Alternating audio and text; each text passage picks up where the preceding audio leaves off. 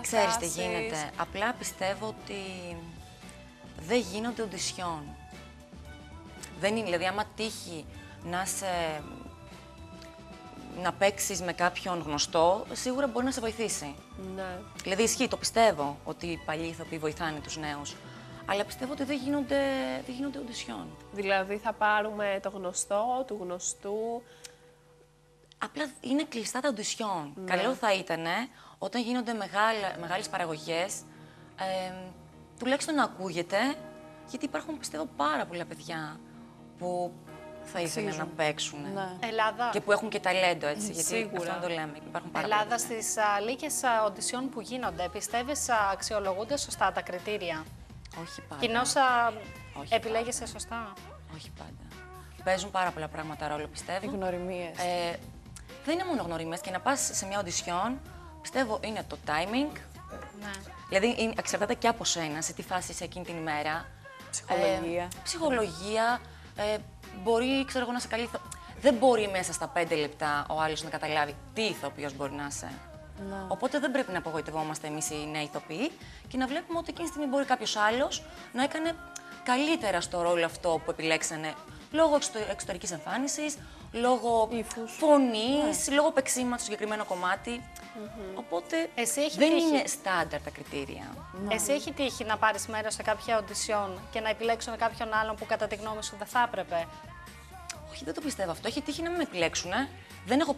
Οι δουλειές που είχα κάνει, ευτυχώς με πρότειναν και ή με είχαν δει.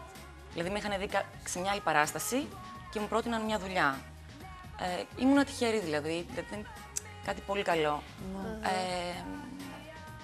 Τι με ρώτησες? Το ξέχασα. Αν είχες πάρει σε κάποια Ναι. Βέβαια, ναι, έχει γίνει. Αλλά όχι. Δεν έχω πει ότι γιατί δεν πήραν εμένα. Δεν έχει τύχει, ας πούμε, να πας σε μία οντισιόν για κάποιο σύριαλ και όταν θα Δεν βλέπεις... έχω πάει σχεδόν ποτέ για σύριαλ. Δεν έχει τύχει τουλάχιστον. Μόνο για θέατρο. Αλλά έχει τύχει να διαλέξουν μία άλλη κοπέλα και πιστεύω ότι απλά έτσι να ταιριάζει αυτή η κοπέλα για αυτούς. Μπορεί να τους έκανε κάτι παραπάνω. Δεν σημαίνει ότι εγώ είμαι χειρότερη, αυτή είναι καλύτερη, γιατί πήραν αυτή. Καθόλου. Δηλαδή, δεν το βλέπω καθόλου έτσι. Το έχεις συνειδητοποιήσει, δεν θα στεναχωρηθείς μετά. Να σου πω κάτι, είναι και θέμα προσωπικότητας, πιστεύω. Είναι πώς είσαι και μέσα σου. Δεν μπορείς να είσαι εσύ σε όλα, δηλαδή είναι αδύνατον. Μπορείς στο συγκεκριμένο άνθρωπο να μην τέριαξες. Πώς πρέπει να είσαι δηλαδή μέσα σου για να το δεχτείς αυτό? Πιστεύω πρέπει να το έχεις βρει με τον εαυτό σου. Αυτό. Να σε ρωτήσω κάτι άλλο. Έχει τύχει να παίζεις να είσαι σε μια θεατρική σκηνή και να αντιληφθείς ότι κάτω υπάρχουν άνθρωποι που κατά κάποιο τρόπο δυσανασχετούν μαζί σου. Ότι μπορεί να μην τους αρέσεις. Ξέρεις τι γίνεται. Όταν παίζεις, θα είναι λάθος του ηθοποιού να κοιτάει το κοινό και να βλέπει τι σκέφτονται γι' αυτόν. Δηλαδή, πρέπει να είναι αφισωμένος στο δεν ρόλο. γίνεται. Άρα δεν είσαι πάνω σκηνή. Βασικά δεν ξέρω πώς γίνεται αυτό. Δεν το έχω προσέξει ποτέ. Ποτέ. Εσύ, Ηλία, έχεις παίξει σε θα πολλές ήταν παραστάσεις. καθόλου ωραίο. Αλλά και να αυτό. γίνει. Και τι έγινε. Δεν μπορεί να αρέσουμε σε όλους, οκ. Αυτό δεν θα ήταν Καλά, ναι, καθόλου αυτό ωραίο, είναι πραγματικά. Συνεχίζεις να κάνεις το ρόλο σου, τι αυτό κάνεις εκείνη τη στιγμή. Ηλία, εσύ έχεις παίξει σε πάρα πολλές παραστάσεις, από όσο Εντάξει, πάρα ξέρω. πολλές, Ναι, είναι αλλά γνωστό το όνομά σου. δόξα τω Θεώ, τα τελευταία 2 χρόνια κινούμε λίγο. Έχει τύχει ποτέ να χάσεις τα λόγια σου στη σκηνή? Όχι, να χάσω τα λόγια μου έχει τύχει στο σχολείο. Στο θέατρο ευτυχώς δεν μου έχει τύχει, αλλά γίνεται το όλο θέμα πάνω σκηνή τόσο δίνεις, παίρνεις αυτοσχεδιαστικά, μπορείς να ξεφύγεις και λίγο, οπότε σώνεται. Δεν μου έχει τύχει ποτέ το πανί που λένε ότι κόλλησε. Σεντώνει.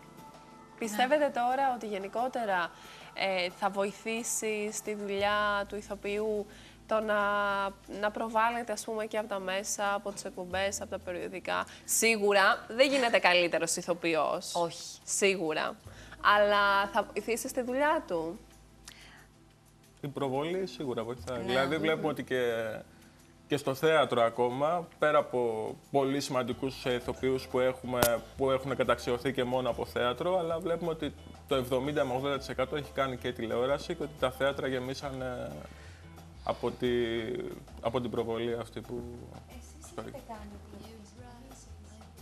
Όχι, πολύ. Εγώ προσωπικά λίγα μικρά πράγματα που είναι στην ουσία. Λοιπόν, στο εξωτερικό θα φεύγατε τώρα για να προσπαθήσετε να κάνετε καριέρα στο εξωτερικό. Γιατί όχι, γιατί έχουμε δει πάρα πολλούς ηθοποιούς οι οποίοι φεύγουν τα τελευταία χρόνια.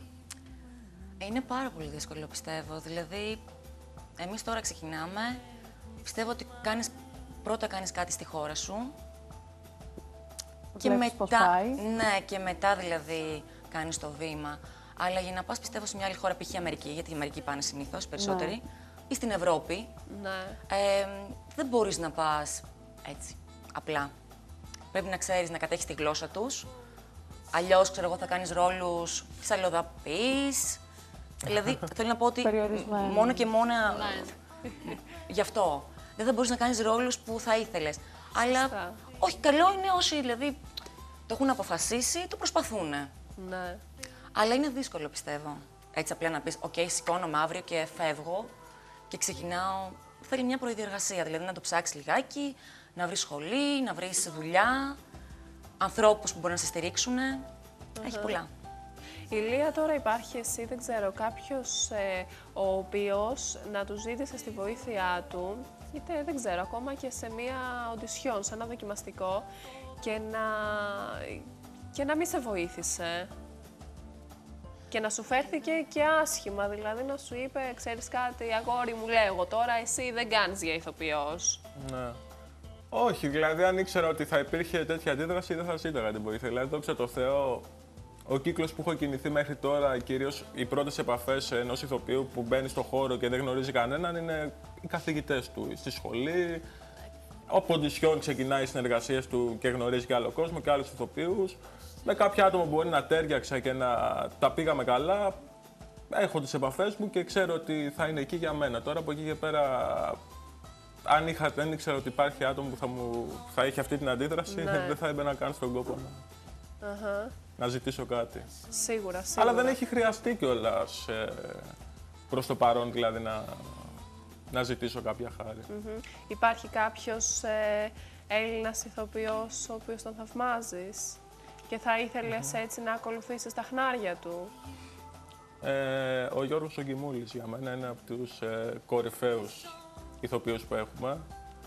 Θεατρικά δηλαδή, όποτε τον παρακολουθώ, απλά τον χαζεύω. Έτυχε δηλαδή και είδα και φέτος μια παράσταση στο Τέχνης που έπαιζε έναν 90χρονο ηθοποιό και νόμιζα ότι δεν έβλεπε τον Γιώργο τον Γκιμούλη, αλλά έναν 90χρονο άνθρωπο. Δηλαδή είχε τέτοια τεχνική, έπαιζε ψιθυριστά και κέρδιζε όλο το θέατρο.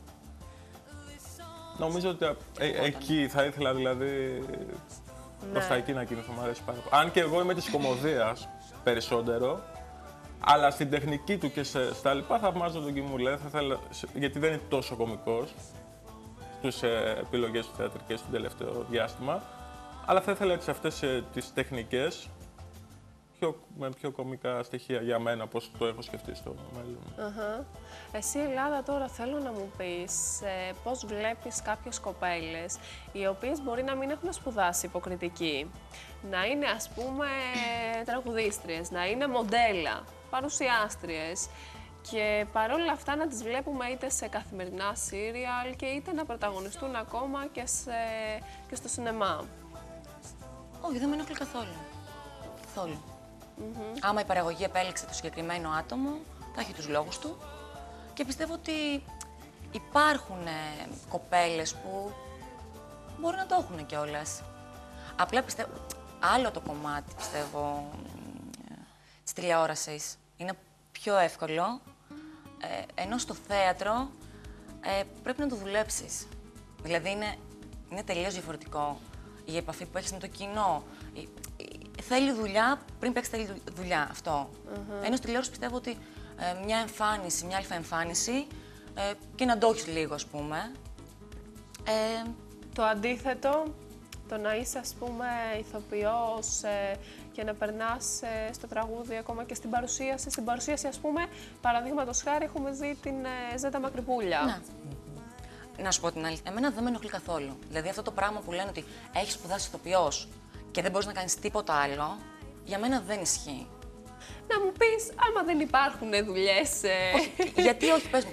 Δηλαδή, στην τηλεόραση και στο θέατρο.